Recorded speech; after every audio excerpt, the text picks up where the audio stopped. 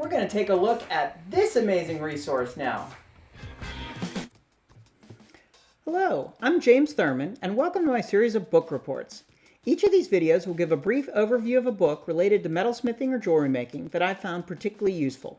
Full disclosure, I've not received any compensation for sharing these books. I just really like them and want to share them with others. Now, this book today, The Theory and Practice of Goldsmithing, is really an extensive reference and certainly not for beginners, but really just has some wonderful aspects that, as I've gotten more involved in jewelry making, I've really found to be an excellent reference. And certainly if you were planning a career to go into goldsmithing, this would be really just a solid, fantastic reference for you. So with all of my book reports, I tend to start with the table of contents because I think that just gives you a sense of the overall character or feeling of the book.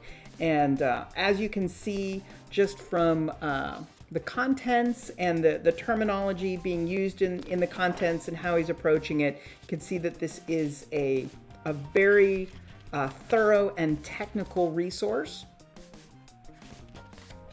And so we'll just kind of jump into some major sections that I've found particularly useful, and just to give you a sense of really how he approaches all of the material in the book. So getting into even just basics of metals, you can see the amount of technical information and getting into just the structure of the material, what makes different metals act differently. Really fantastic details and resources. But like I said, not for the beginner, but certainly if you want to learn more technical information about particular materials, or like I said, you wanted to be a full-time goldsmith and really have a thorough sense of everything that you're working with, this is the book for you.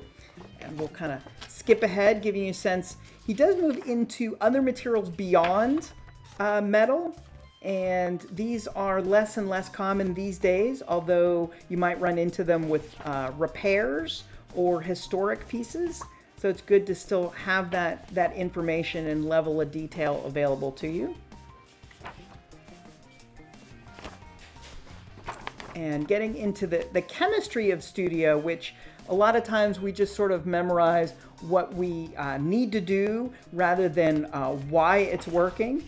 And maybe there's some goldsmiths out there that were really excited about chemistry, and you could see getting into the formulas of what's happening with particular solutions that are typically worked with. And another section on handling metals.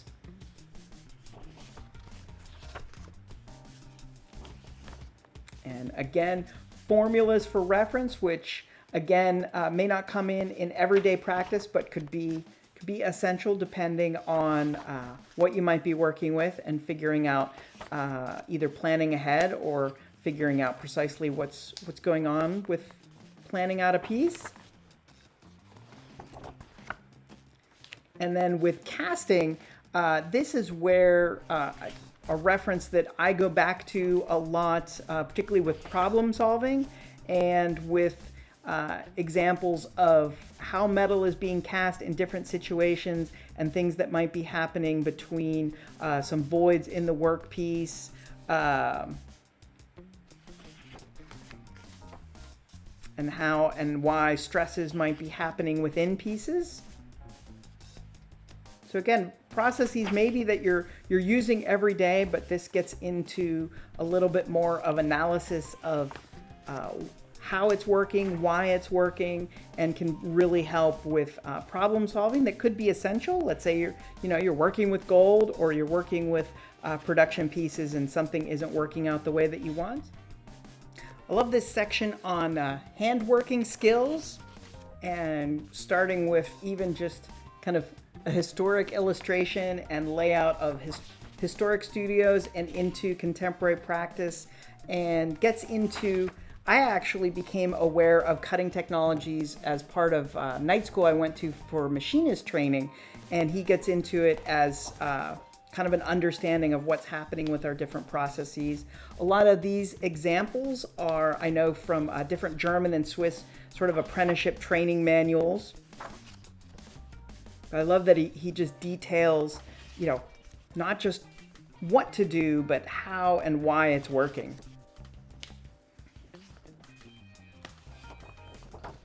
And there's some wonderful illustrations that I continue to use as parts of other handouts. Maybe you've seen me narrating through my compilation of handouts. And this is one particularly that I think is essential with forging. And when I'm introducing students to forging and seeing different hammerhead types and how they're distributing force into material, different cross sections of forging that's possible. And again, even though there are really highly technical and analytical sections, there's references really for every level of practitioner. And you can see in the deformation or bending of material what's happening and why, and a lot of that analysis. And wonderful ways of illustrating different movement of materials, chain making that's particularly popular. Some wonderful both instructional aspects and illustrations of that.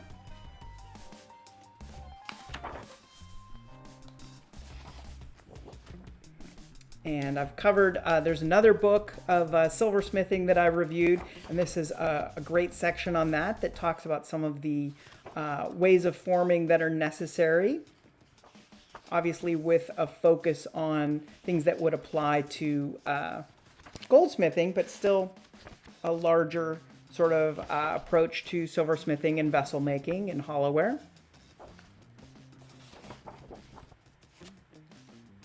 And a lot of times we think of machine tools as larger machines, and gets into kind of analysis of how they're working and why, and their different mechanical advantages.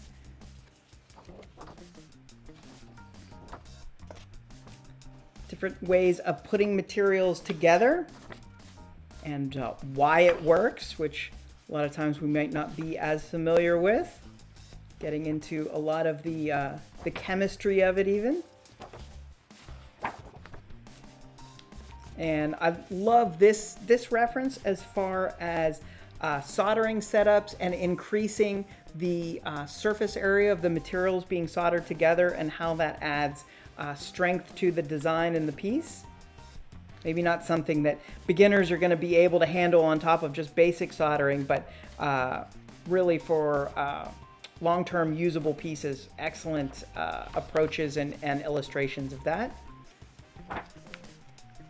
And I love the, I guess don't do a lot of large-scale hollowware soldering, but I'm just so impressed with the different wiring approaches and diagrams that can be their kind of artworks in and of themselves, but to figure out how you're going to set up a piece so that it's proper soldered in the location that you want it to be, with both the wires and the clips there. Goes over finishing techniques. And again, very, very detailed explanation of those, how it's working and why. Different specialty techniques that are maybe less commonly seen. And again, like some other books, gets into problems and solving those problems that might come up.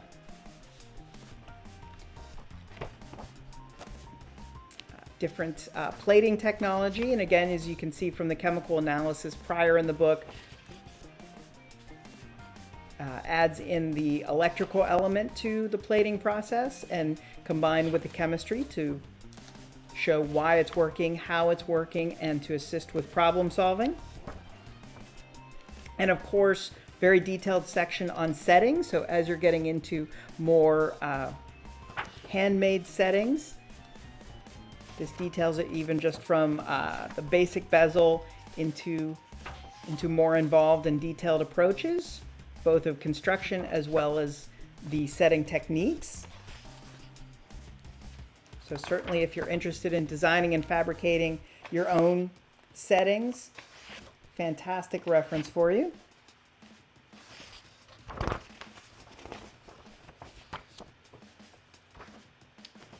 Wonderful diagrams and illustrations of how they're working. And certainly if you're possibly interested in repair work, which is certainly a good area of employment, goes over repairs and relationships to stones that might already be in place. And of course, a reference appendix so that you have all of this information all in one place. Bibliography of other references related to this. And I've done some reports on some of these and would certainly recommend all of them depending on detailed areas that you might be interested in.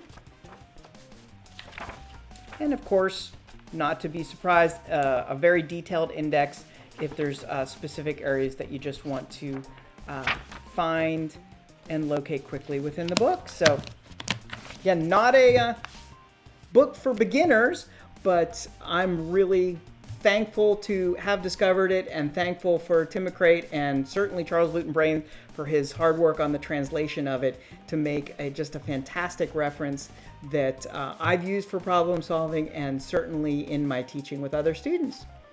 So I hope this is a great little introduction to the book. Maybe you pick yourself up a copy and certainly let me know if there's other topics or books that you'd like to get a sneak peek inside of. If you enjoyed this video, please be sure to hit that subscribe button so that you can hear from me when I post future videos. Thanks for stopping by.